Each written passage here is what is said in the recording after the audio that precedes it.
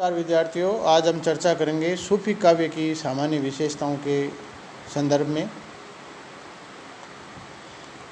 हिंदी के सूफी कवियों ने जितने भी काव्य रचे हैं वे लगभग सभी प्रबंधात्मक ही है। जायसी जैसे कवियों द्वारा रचे गए अखरावट और आखिरी कलाम आदि कुछ ऐसे ग्रंथ भी हैं जिसमें प्रधान रूप से बिना किसी कथा का सहारा लिए सूफी सिद्धांत और प्रेम की महत्ता का वर्णन किया गया। ऐसे ग्रंथों को फुटकर रचनाएं माना जा सकता है।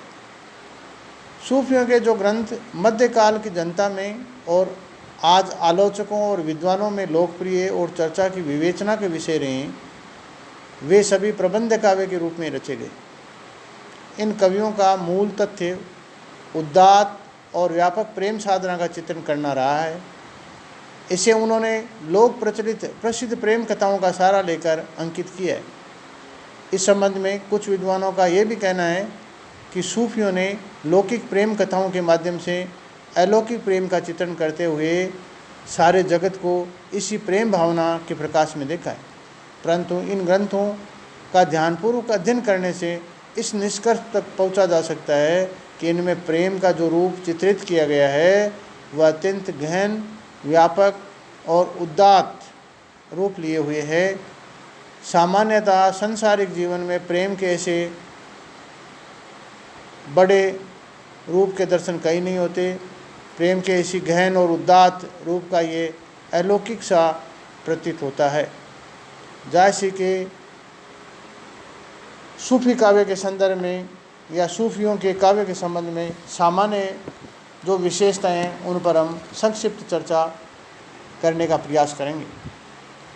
सबसे पहले प्रबंध कल्पना। सूफियों ने लौकिक प्रेम कहानियों के माध्यम से अलौकिक प्रेम की व्यंजना की है। इनकी ये कहानियाँ प्रबंध काव्य के कोटि में आती है। इन कवियों का उद्देश्य कोरी प्रेम कहानी न कह करके प्रेम तत्व का निरूपण करना और उसका महत्व निर्धारित करना रहा है। जहाँ उन्होंने प्रबंध संगठन आदि का ख्याल रखा, वहीं उन्होंने उद्देश्य की अनुकूलता के लिए कहानी की घटनाओं को अपेक्षित परिवर्तन और परिमार्जन भी किया है। सूफी कवियों ने अपने प्रेम काव्यों में प्रेम पात्र के सौंदर्य को किसी ऐसे प्रकाश या ज्योति की पुंज के रूप में चित्रित किया है। प्रत्येक जीव को आकर्षित करने से अपना सर्वस्व प्रेम पथ पर न्योछावर करने के लिए उद्यत हो जाता है। ऐसा रूप उन्होंने किया है। सूफी काव्य की प्रेमिकाएं और प्रेमी पथ पर आने वाली बाधाओं को, विकट से विकट विघ्नों को तिनके की भांति दूर करता हुआ अपने सिद्धि पथ पर आगे बढ़ता है। जैसा राजा रतन सेन पद्मिनी को प्राप्त करने के लिए अनेक संकटों को पार करता हुआ सिंगल दिल पहुँचता है। दूसरे पॉइंट में हम बात करेंगे भाव व्यंजना की। सूफियों का मुख्य प्रतिपाद्य प्रेम विषय प्रेम है और प्रेम को वियोग पक्ष की उन्होंने अत्यधिक महत्व दिया है।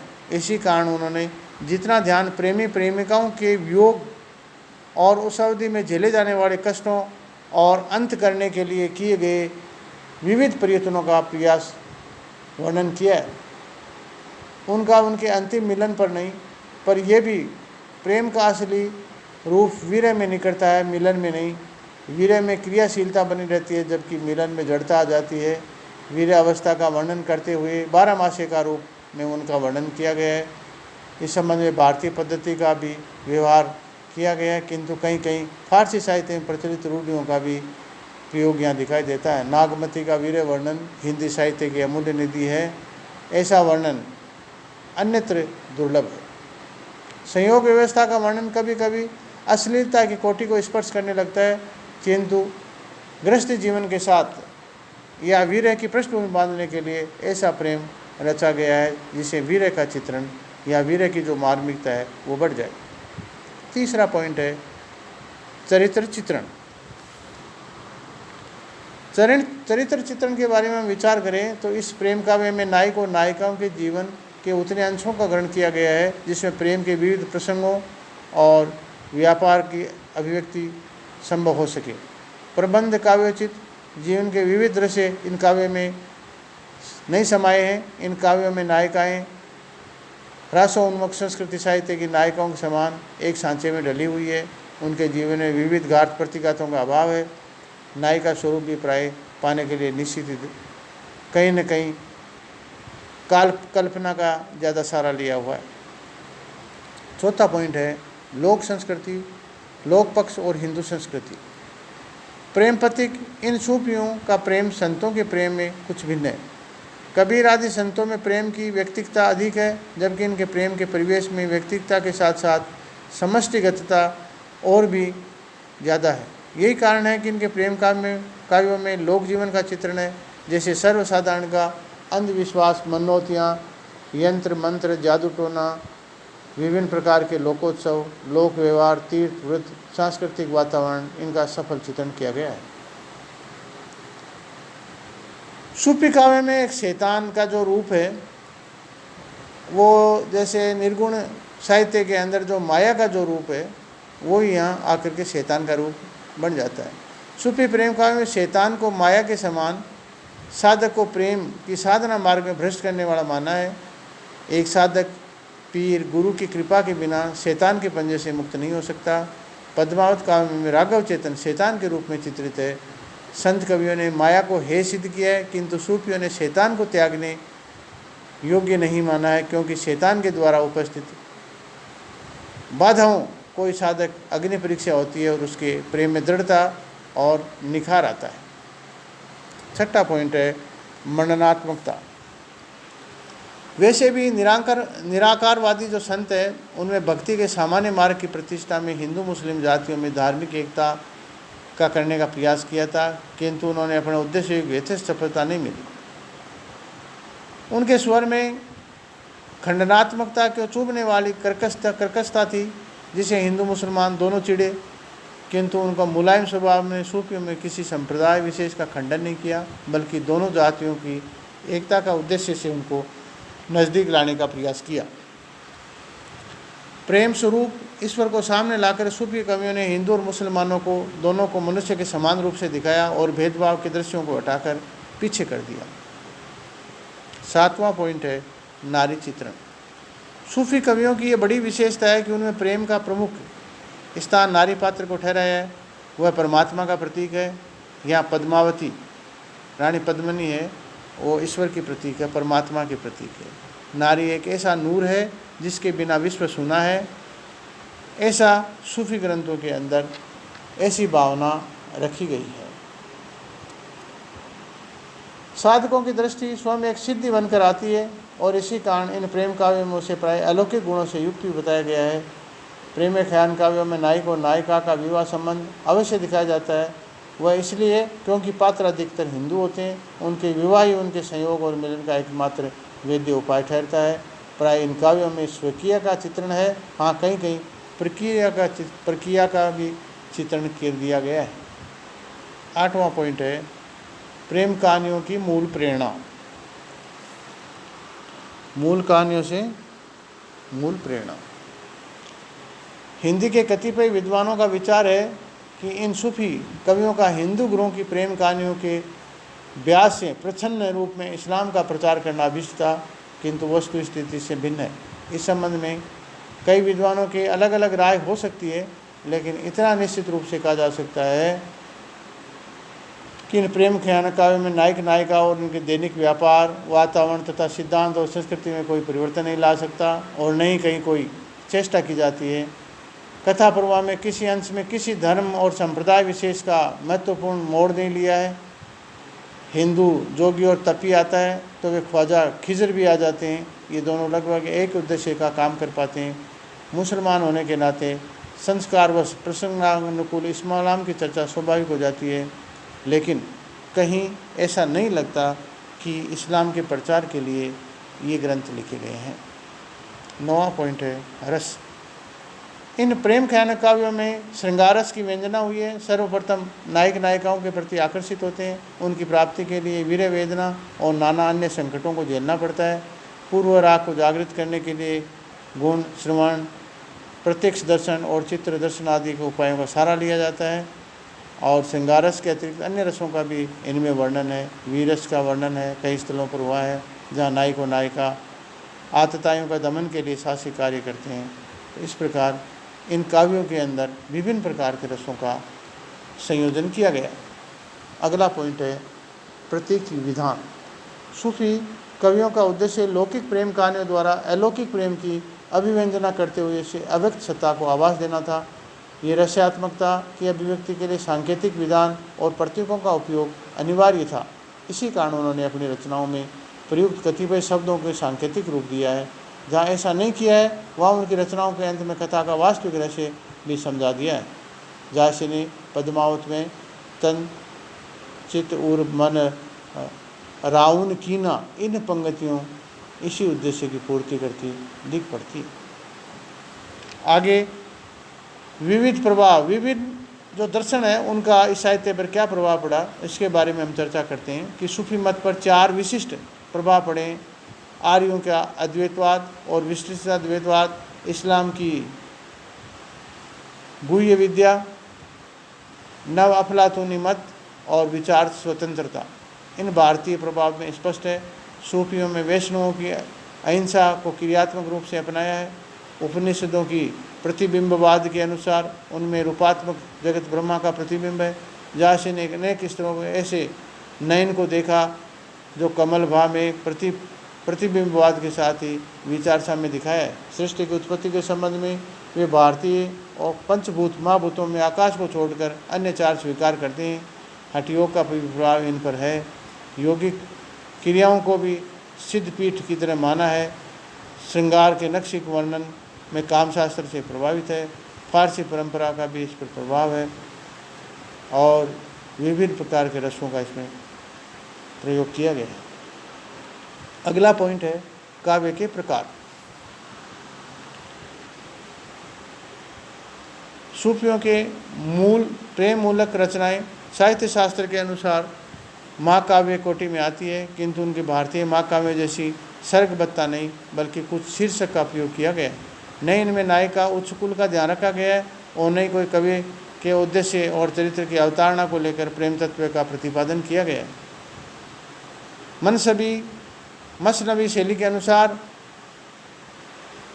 इसमें ईश्वर वंदना, हजरत मोहम्मद साहब की स्तुति, तत्कालीन बादशाह की प्रशंसा और आत्म परिचय दिया गया है। इस विषय में एक बात स्मरण रखनी होगी कि इन कवियों ने अपनी कथाओं में भारतीय ढंग का चलाने का भरसक प्रयास किया है।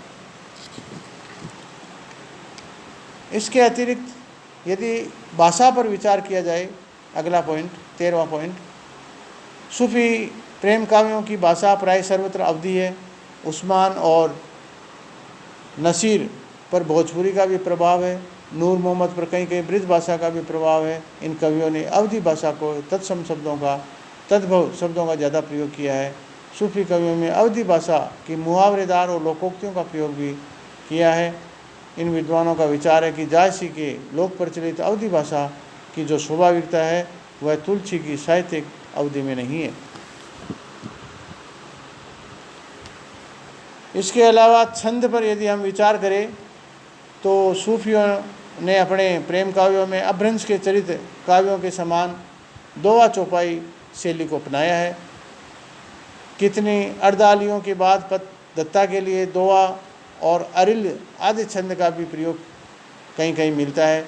एक इन्होंने नियमों की पालना करते हुए दोहा और चौपाई अथवा द्विपदीय के अतिरिक्त प्रेम सूफी काव्य में सोटे, सवैये आदि छंदों का भी इसमें प्रयोग मिलता है और कहीं कहीं पर फारसी के बैरों का प्रयोग भी इनमें किया गया है। अगला पॉइंट है अलंकार।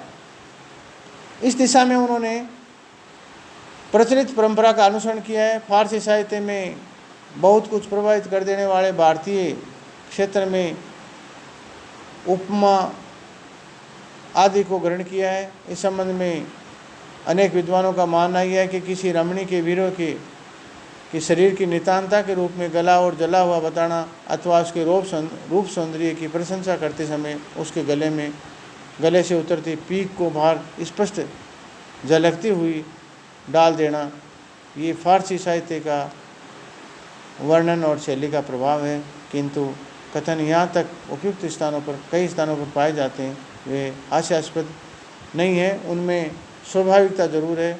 समासोक्ति का प्रयोग बहुत सुंदर तरीके से किया गया है। सूफी कवियों की समासोक्ति बहुत ही सफल प्रयोग मानी जाती है। उपमा, उत्प्रेक्षा, रूपक आदि अलंकारों का प्रयोग भी इनके साहित्य में मिलता है। सूफी रचनाओं में जाए लोक रंजन है, वहीं लोक मंगल का विधान भी है।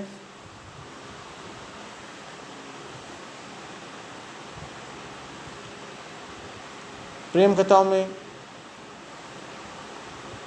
विस्मय, देवी देवताओं, लौकिक तत्वों का भी समावेश इसमें कहा गया है। वर्गगत भेदभावों को हटाने का प्रयत्न किया गया है। प्रेम के सार्वभौमिक रूप का प्रतिपादन किया गया है। इसके आगे हम विचार करेंगे मध्ययुगीन प्रेम काव्यों के समान परंपरा। मध्य युग में प्रणीत सूफी और असूफी प्रेम कथाओं में प्रवृत्ति समान रूप से विद्यमान है। इन प्रेम गाथाओं में विस्मय, देवी और अलौकिक तत्व समान रूप से मिलते हैं। रोमांस प्रदान होने के कारण से इन सब में साहसिकता और शौर्य का मिश्रण है। सभी प्रेम कहानियों में भारतीय वातावरण बना हुआ है, चाहे इसका कथानक भारत से लिया हो या विदेश से। सभी में भारतीय श्रृंगार की परंपराओं का पालन किया गया है। सब में समान रूप से कथानक रूढ़ियों का प्रचलन रहा है। ऐतिहासिक और काल्पनिक प्रेम कथाओं की अपेक्षा लोक कथाओं का आधारित प्रेम कथाओं के लोक तत्व का पाया जाना इसमें अधिक है। इस काव्य में संत और सूफी मतों के उदय से हिंदू मुसलमानों में एकता की प्रतिष्ठा हुई। संतों में धार्मिक अभिन्नता का प्रतिपादन द्वारा संपन्न करना चाहा, बल्कि सूफियों ने दोनों जातियों की सांस्कृतिक एकता से उसे पूरा किया। इस दिशा में सूफियों की अपेक्षाकृत अधिक सफलता मिली है। संत और सूफी मतों में कोई जन्यजनक भाव नहीं है। सूफी धर्म का प्रवेश भारत में ईसा की 12वीं शताब्दी में हुआ। ईरान और अरब देशों से ये प्रभावित रहा। इन प्रभावों से हम जिनका पहले उल्लेख किया जा चुका है, इन मत भारतीय भूमि में जन्म से पला। उसने प्राय सभी उपकरणीय भारतीय हैं। उन्होंने विद्वानों को संत मत और इस्लाम के विशुद्ध भारतीय संस्करण माना है, किंतु ये एक बहुत बड़ी बात है। संत मत पर आंशिक रूप से इस्लाम का जरूर प्रभाव पड़ा है और पढ़ना स्वाभाविक भी था। उस युग में स्ने बुद्धि हिंदू और मुसलमानों की जो भावनाएं उत्पन्न हो रही थी, उसमें प्रत्येक क्षेत्र में पारस्परिक आदान प्रदान का आरंभ हुआ। निसंदेह कुछ मुस्लिम शासक अत्यंत कठोर थे, परंतु कुछ शासक ऐसे भी थे जो बहुत सहिष्णु तो उदार थे। बाबर, शेरशाह और अकबर इसके ज्वलंत उदाहरण थे। इनके काल के अंदर ये साहित्य खूब फला फूला और जायसी ने पद्मावत जैसे ग्रंथ की रचना करके अपने सूफी मतों का प्रतिपादन किया। इस प्रकार इस साहित्य को यदि भारतीय साहित्य से जोड़ करके देखा जाए तो इसमें भारतीय परंपराओं का निर्वाह किया गया है, हिंदू मुसलमानों की एकता का प्रयास किया गया है और इस्लाम के दर्शन या सूफी दर्शन की साम्यता हिंदुस्तान के दर्शन के साथ मिलाकर देखने की कोशिश की गई है। धन्यवाद।